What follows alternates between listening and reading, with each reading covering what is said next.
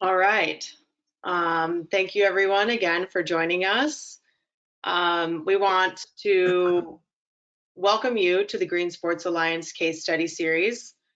This series is focused on the sustainability efforts of 300 plus sports and corporate members. We will highlight the efforts they have undertaken in their facilities and projects that are moving the needle on waste diversion, as well as water and energy conservation. We aim to provide a platform to share best practices and how to take a project from the theoretical to operational execution and everything that occurs in between. In December, we welcomed the San Diego Padres and Cherry Street Energy. Just earlier this week, we released Gillette Stadium, home of the Las Vegas Raiders. And today, for our third installment of the case study series, we welcome Gillette Stadium and the New England Patriots for leveraging sustainability as a revenue stream.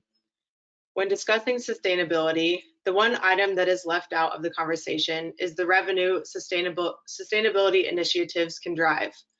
In this webinar, Jason Stone will dive into how Gillette Stadium leverages various programs to lower energy costs and generate revenue to support future sustainability initiatives. And I'm going to pass it over to Michael to introduce Jason. Hey, good morning, good afternoon, everybody. This is Michael Kraus. Jason, before I get to introducing you, I just want to say how excited I am for this webinar. This has been, sitting in the seat here at Green Sports Alliance, this is something we hear all the time. How do you fund it? Where does the revenue come from? How did you start the program? How do you jumpstart something like this? And so many conversations end and they fail kind of in those first moments. And so you have put together a really wonderful presentation for us. We're excited to hear about how you guys have taken this in the craft sports and entertainment towards revenue generation and towards funding your program in a big way. And one quick housekeeping for everybody. Please, we have this chat function. Please leave us questions there. Jason's going to do a great presentation for us, 20, 25, 30 minutes. If it's really good, through 2 or 3 hours, we'll see. But please leave your questions in the chat and we'll get to those at the end with a Q&A. And now for the big reveal. So Jason, he currently serves as the Vice President of Stadium and Site Operations for Gillette Stadium, which is home of the NFL New England Patriots and the MLS team, the New England Revolution. Within this capacity, Jason oversees all operations supporting the New England Patriots and the Revolution to include facilities, custodial, parking, site operations, sustainability AV, broadcast, and field and crew landscaping. Jason, that's an awful lot of things under you. So, and when it comes to sustainability, Jason has been a leader within Gillette Stadium for the past 10 years. He's focused on reducing the Gillette Stadium's overall energy consumption and impact on the environment. And one quick anecdote, Jason is not only doing this on the land, he also does it in the sea. He recently told us that he went on vacation and actually couldn't stand the amount of litter that was in the water and was pulling out towels. Jason, I think it was 14 towels you said you'd pulled out from coral reefs. Yeah. So, but without further ado, I'll hand it over to you, doing it on land and on sea. This is Jason Stone. Thanks. Thank you, Michael. Good afternoon, everyone. Really excited to talk to you today about some of the initiatives we have in place here at Gillette Stadium that have, really helped us reduce our electricity and energy consumption and have provided us with various revenue streams that we now use to further enhance all of our initiatives on the property. And I'm super passionate about this field, as a building operator and being a stadium operator, the impact that these facilities have on the environment is pretty staggering. And, doing what we're doing and participating in these initiatives definitely helps out things. So if we can just flip to the next slide here. The agenda I'm going to go through with you today, give you a quick overview of Gillette Stadium, and then I'm going to dive into some of the programs that we take part in. So those being a demand response program, the renewable energy credit generation and sales, on-peak demand response programs, and how we leverage solar net metering credits. Yeah, Gillette Stadium, obviously home to the New England Patriots and New England Revolution. The stadium campus as a whole is over 500 acres in area, so a really big piece of property that we manage here. Attached to the north side of the stadium, we have our North Marketplace of Patriot Place, which is roughly 1.2 million square feet of retail, restaurants, Class A offices, medical facilities, and we have 2 hotels. And then further south on the property, we have a number of big box stores, and our anchor tenant down there being Bass Pro Shop. The stadium, we try to keep this place going 24/7. It seems like, you know, we host upwards of 50 ticketed events annually, ranging from the NFL football games, MLS soccer matches, international soccer, lacrosse, concerts. And we're really fortunate this year to be hosting the 2023 Army-Navy game in December. On top of all that, you know, the stadium itself acts as a conference center. We host roughly between 400 to 500 conferences, functions, birthday parties, trade shows, you name it. If you want to have it in Gillette Stadium, we'll host it for you. So we keep the lights on 24/7, which makes it really important for us to have a really robust energy management plan to ensure that our OpEx doesn't get out of whack. From a utility account perspective, we manage 50 electric accounts on the property and 25 natural gas accounts. The stadium alone has 2 electrical feeds. We're pretty fortunate to have those feeds coming in from 2 separate towns, one being Foxborough and the other one being Rentham, Massachusetts, down the street. What's nice about having the 2 feeds is it provides us with the continuity. And when we built Gillette Stadium, we paid for express feeds, so there's no one else on our line. So the town of Foxborough could be without power, but we are lights on here at Gillette Stadium. From renewable energy, we do have a 400 kW cogen system. This system has been a tremendous help to our facilities department. We do have 3 brine boilers, but with this cogen unit online, we tend to not even use our boilers. The cogen, we extract all the heat off of it, leverage the electricity it's producing, and you know, with the 200-degree water that it produces, we inject that into our closed hot water loop and are able to heat the stadium. So the only time we really need to put our boilers on is in the dead of winter when we're heating our stadium field. We also have 2 megawatts worth of fuel cells. Fuel cells have been a great addition to our operation. And what I'll say about the cogen and fuel cells is those units combined produce enough electricity for our base load of the stadium. So a day like today where there's not a whole lot happening, we are running on renewable energy that we are actually producing here on the property. From a solar perspective, on the rooftops, you can see it in the illustration here on the slide. We do have solar that covers a lot of the rooftops. We have about 1.5 megawatts worth of solar. You know, this solar, you know, helps out with, you know, helping us reduce our electrical load for our common spaces within Patriot Place. And I would say on average, about 60% of our load, electricity load in our common spaces in Patriot Place is covered by our solar panels. From energy achievements, since 2013, we've completed 16 energy efficiency projects on the property. We received upwards of $3 million in incentives from the local utilities to move projects forward. And that's a real big point I want to make, is that the utilities have money to spend. And it's a really easy mechanism to go after and leverage the utility to drive projects forward.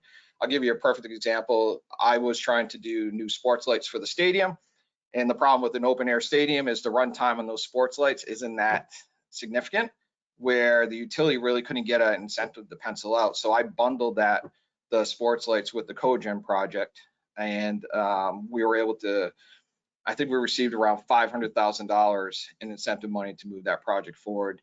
Order of magnitude, that was about half the cost of the cogen system. So working with the utilities really pays off. Overall, we have reduced our electrical consumption by over 18 million kilowatt hours annually, and revenue from on-site energy systems since December 2019 is $1.5 million. So I'll talk through that a little further down the slide deck. So the first program I want to talk to you all about is our demand response program. So we've been engaged in demand response for a number of years now, prior to NLX being our one of our main sponsors at the stadium and our prime energy partner. We were with a company called Enernoc. Enernoc was purchased by NLX, and then our relationship with NLX just grew, and they are great partners in this field. But demand response programs help to create new revenue streams for customers while supporting grid reliability. So it all comes down to curtailing, figuring out what you can reduce, and then getting into one of these programs. And the benefits are you receive recurring capacity payments for agreeing to curtail electricity in response to high demand days. You receive additional energy payments based on overall performance. So within the network, if a customer isn't performing well and you're overperforming, you can actually earn more money during a demand response event. These programs really help maintain reliable electricity throughout the community. They also help balance supply and demand charges as well. And since we've been in this program with NLX, we've earned over $100,000 in revenue. And the best part about the program is it runs both in the summer and the winter program. So I'll give you a little rundown on how this program works is, you find a great partner. Obviously, we use NLX. We also participate in National Grid, so we're in 2 different DR programs. Working with NLX, we had monitors installed on top of our utility meters, so we can actually see at a granular level how our building's actually operating. So we were able to see 15-minute interval readings all the way down to a minute. So we really have a good idea of how the building's operating. The next step we took in this whole process was to work with our BMS software provider, that being Siemens DeSigo. So within our DeSigo program, we created what we call our high demand page. And within that one look, we can see all of our mechanical equipment. We can see how it's operating. We can see what the energy levels are in the building. And once we had those 3 pieces in play, we knew that 500 kW was going to be our nomination in what we were going to curtail during a demand response event. So one of the big things people ask me is, what happens during an event if you get called because of a high demand day, it's a cold winter day, or it's a hot summer day, you have a concert, you have a football game. Is it possible to get all this, to meet the demand and get to your curtailment? And the answer is yes. And this is an actual dispatch from December 24th of this past football season. We were closing out a football game. We received a 30-minute warning to implement our DR plan from 4:25 to 6:45. So we immediately pulled up our SCADA system and went to our high demand page and said, okay, well, we can trim the temps in all these spaces. We turned our field heating system off because it wasn't going to be needed. And as people were leaving the building, we started to reduce light levels. And once the building was completely clear, we killed a bunch of lights. And because we overperformed during this one DR event, in that hour-and-a-half span, we made just over $7,700. So pretty cool fact that we can, shut things off and make money. And the one thing I want to say about the DR program is we use it to pay for things. We use it to cover the expense of, say, vehicle chargers. So we just initiated a deal with Enel to buy 11 additional vehicle chargers for the facility. I didn't want to put up any capital for the product, so we are using demand response money to pay for those new chargers. So renewable energy. So here in this illustration are our fuel cells. So we have 2 megawatts of on-site energy production from these fuel cells. Annual savings are north of 16 million kWh annually. They're super efficient. and there's no combustion with these units. So obviously it reduces our reliance on the electrical grid. It's our own little power plant. And as I had mentioned before, this system really helps with our overall base load of the stadium. Now, what I'll tell you is this project took a long time to get off the ground. I was very determined to get the project done at some point. I think it took me about 5 years to actually get it to pencil out. But how I did that was working with our utility provider, National Grid. I brought the project to them. They had never incentivized a project like this before. And I pressed them on it, worked with them, and they ultimately came back to me and says, hey, you know what? We see a lot of value in this. It's a lot of load you're going to be taking off the grid, a lot of stress from your high demand days when you have games and concerts and other things. So they awarded us $1.375 million as an incentive to kind of kick this project off. Now, with the project being in, a solid 8-figure space, I needed to find some other ways to bring our costs down. So I got with our tax group, and we identified that we could receive a $2 million tax incentive for implementing the project. And there were some other, and then we were able to depreciate the entire project as long as we completed it within the 2019 calendar year. So the process began in November of 2018. Found a vendor, talked to Bloom about their system, and ended up working out a deal with them in December of 2018. And then once we had that deal done, I started working on the interconnect application with National Grid. Hired some consultants to help us out with that process, and that was probably the biggest lift of the entire project, is getting all the paperwork completed. So we started that in January. We ended in August of 2019 and started construction in September of 2019. So we had a really short window to get the project done, but fortunately we were able to start producing energy by December 17th of 2019. Go to the next slide. So with the system in place, there's a couple programs we have taken part in. One being this on-peak demand response program from ISO New England. So ISO New England is the independent systems operator of New England. It's a not-for-profit group. They were created in 1997 to operate regional power systems, implement wholesale markets for energy, and ensure open access to transmission lines. So we got with them, got with a provider and engaged in this program. So the on-peak DR program awards participants for making permanent load reduction. So as long as the system's operating, the fuel cells, that is generating money for us.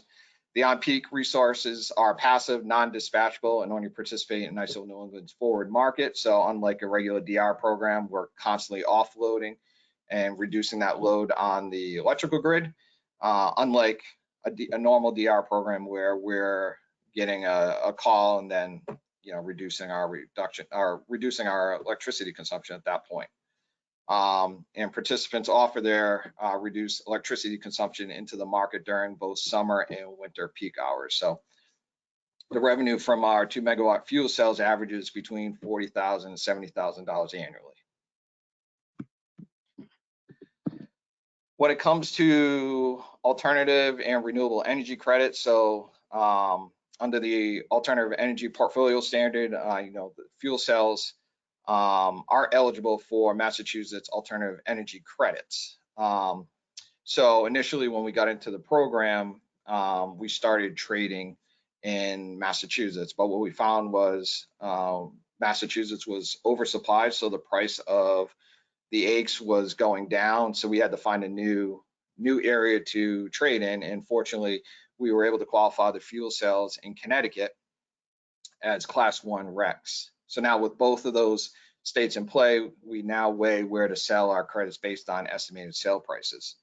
To back up a little bit, normally when we have done these projects like this and there's RECs involved, typically we're selling those to the provider of the system. instead of holding on and managing it ourselves. So when we were going through the Bloom process, so the contract process with Bloom, they offered to buy those renewable energy credits from us at a fixed price for a 10-year period. It sounded great on the surface, but when we dug into the details, we were going to have to give them 50% of the $1.375 million that we received from National Grid.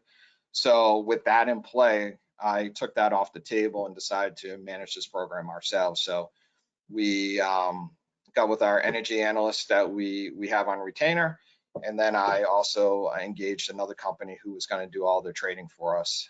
So our analyst acts as our independent verifier, and Next Grid Markets is our provider who sells the credits for us.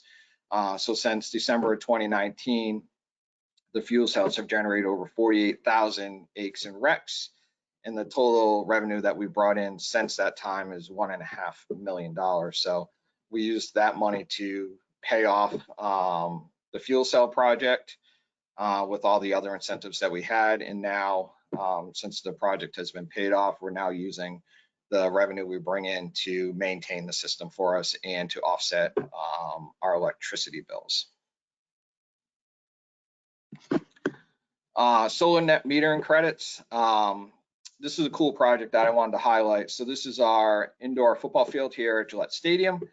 It was built in 2003. You know, we had halogen lights, really inefficient. I wanted to, you know, change everything out to LED, and you know, I needed to find a way to move the project forward without having the company write any checks to get the job done. So once again, we engaged with National Grid.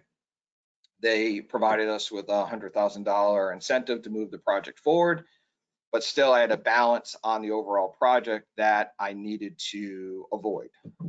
So had some discussions with National Grid, and at the time they had this neat program where they did on-bill repayment programs, basically financing at 0%.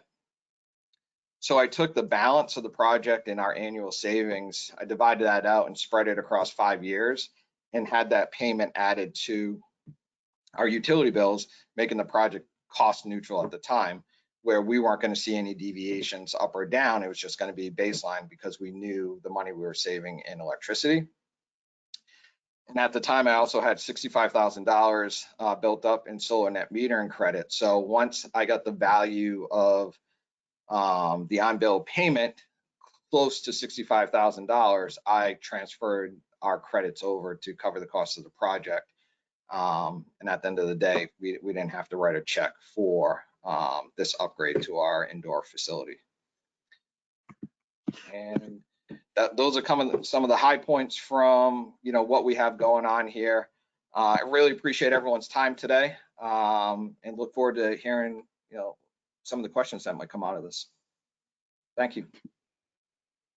Yeah, thank you so much, Jason. I know that's a big question mark that so many of us in the sports industry have, is how to generate revenue from sustainable initiatives. So thank you so much again.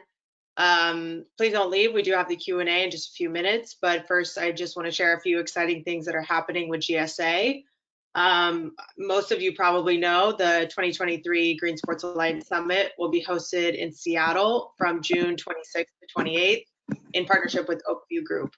The 12th annual summit welcomes sports leagues, teams, venues, corporate leaders, athletes, community stakeholders to discuss how sports and entertainment ecosystems are leveraging their positions to catalyze intention, impact, and action on climate, environmental, and social justice issues. We're diving deep into women's leadership, fan and audience engagement, community impact, and more.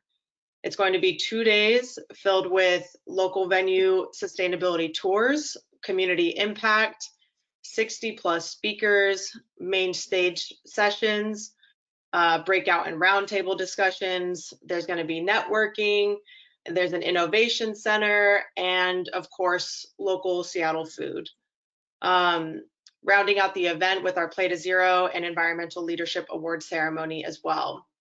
Register at the following link. It's posted in the chat. You'll see Michael's been posting the links that you'll need in this chat. And finally, just like a little overview of GSA, this is what we really like to give to you guys is sharing our best practices. We're committed to sharing best practices. Scan the QR code and access the link in the chat for our playbooks, webinars, case studies, and best practice guides.